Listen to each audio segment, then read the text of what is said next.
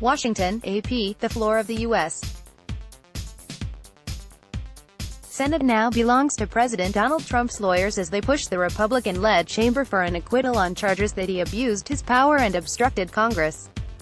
The president's attorneys will begin their argument Saturday in the impeachment trial, and are expected to insist the president did nothing wrong when he asked Ukraine's leader to investigate political rival Joe Biden.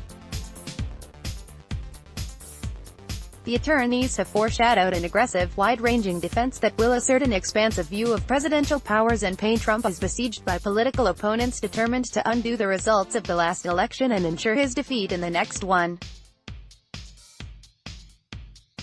They are also expected to try to put Biden on the defensive as he campaigns for a first-place finish in the Iowa caucuses next month. They put their case forward.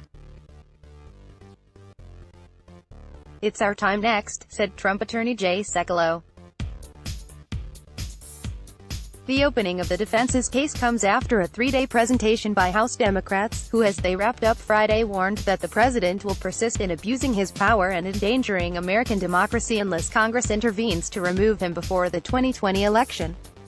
They implored Republicans to allow new testimony to be heard before they render a final verdict. "Give America a fair trial," said Rep.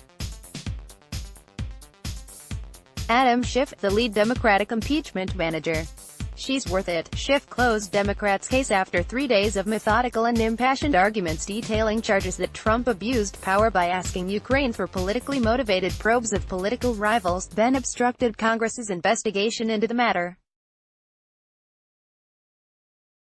Trump's lawyers get their first chance to defend him Saturday, and are expected to argue that he was within his rights as president when he asked Ukraine for the investigation. In making their case that Trump invited Ukraine to interfere in the 2020 election, the 7 Democratic prosecutors peppered their arguments with video clips, email correspondence and lessons in American history. Republicans who found the presentation tedious and redundant can expect differences in tone and style from Trump's lawyers, who plan to attack the impeachment as much on political as legal grounds. "It's really trying to remove the president from the ballot in 2020. They don't trust the American people to make a decision," Sekulow said. Defense lawyers have signaled that they'll cast Trump as a victim not only of Democratic outrage but also of overzealous agents and prosecutors. They likely invoke mistakes made by the FBI in its surveillance of a former Trump campaign aide in the now concluded Russia probe.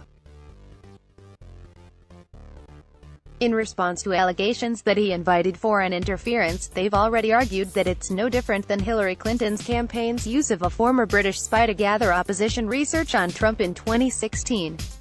With acquittal likely, Republicans hold a 53-47 majority in the Senate, and a 2/3 vote would be required for conviction. The defense team is also arguing to an American public that heads to the polls in 10 months. Trump, eyes on the audience beyond the Senate chamber, bemoaned the schedule in a tweet, saying "It looks like my lawyers will be forced to start on Saturday, which is called Death Valley in TV. Arguments are scheduled for just a few hours Saturday in what defense lawyers called a sneak preview. They'll continue Monday. The president is being tried in the Senate after the House impeached him last month on charges he abused his office by asking Ukraine for the probes at the same time the administration withheld hundreds of millions of dollars in military aid. The second article of impeachment against Trump accuses him of obstructing Congress by refusing to turn over documents or allow officials to testify in the House probe. The Senate is heading next week toward a pivotal vote on Democratic demands for testimony from top Trump aides, including Acting Chief of Staff Mick Mulvaney and former National Security Advisor John Bolton, who refused to appear before the House. It would take 4 Republican senators to join the Democratic minority to seek witnesses, and so far the numbers appear lacking. "This needs to end," said Sen. Lindsey Graham, RSC, a Trump confidant. He said he doesn't want to hear from Bolton or the Bidens. Like a prosecutor speaking to jurors for the final time before deliberations, Democrats moved Friday to preempt the anticipated arguments from Trump's lawyers, attacking lines of defense as laughable. Those include that he had a legitimate basis to be concerned about potential corruption in Ukraine and to pause military aid to the country.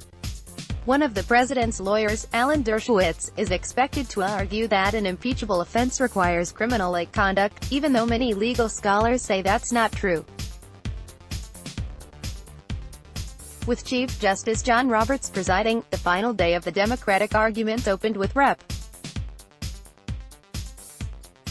Jason Crow of Colorado, a former Army Ranger, saying the only reason Trump eventually released his hold on the aid Ukraine desperately relied on to counter Russian aggression was because he had gotten caught. The scheme was unraveling. Crow said, "The money for Ukraine was put on hold after Trump's July 25 call to Ukraine that launched the impeachment probe, and released Sept. 11 once Congress intervened." Throughout the 3 days, Democrats balanced the legal and history lessons with plain-spoken language about what they see as at stake, the security of U.S. elections, America's place in the world and checks on presidential power.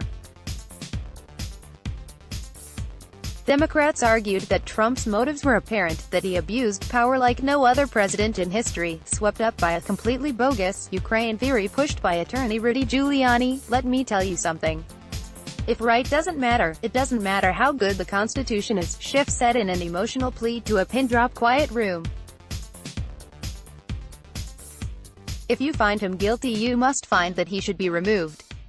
Because right matters, they argued that Trump's abuse was for his own personal political benefit ahead of the 2020 election, even as administration officials were warning off the theory that it was Ukraine, not Russia, that interfered in the 2016 election. The Democrats' challenge was clear as they tried to convince not just fidgety senators but an American public divided over the Republican president in an election year. A new poll from the Associated Press Nork Center for Public Affairs Research showed the public slightly more likely to say the Senate should convict and remove Trump from office than to say it should not, 45% to 40%. But a sizable percentage, 14%, said they didn't know enough to have an opinion. One issue with wide agreement: Trump should allow top aides to appear as witnesses at the trial. About 7 in 10 respondents said so, including majorities of Republicans and Democrats, according to the poll. After both sides have concluded their arguments next week, senators will face the question of whether to call witnesses to testify.